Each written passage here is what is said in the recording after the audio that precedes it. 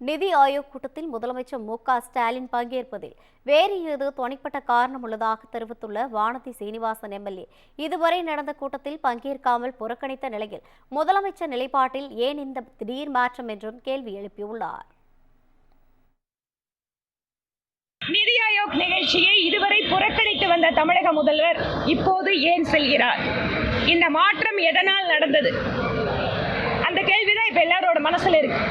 இத்தனை நாள் வரை மத்திய அரசு வஞ்சிக்கிறதுன்னு சொல்லிட்டு நிதி ஆயோக் மாதிரியான மிக முக்கியமான கூட்டம், ஏனென்றால் நிதி ஆயோக்கில் தான் ஒரு நாட்டில் பல்வேறு மாநிலங்கள் தங்களுக்கு என்ன வேண்டும் என்று கேட்கக்கூடிய இடம்.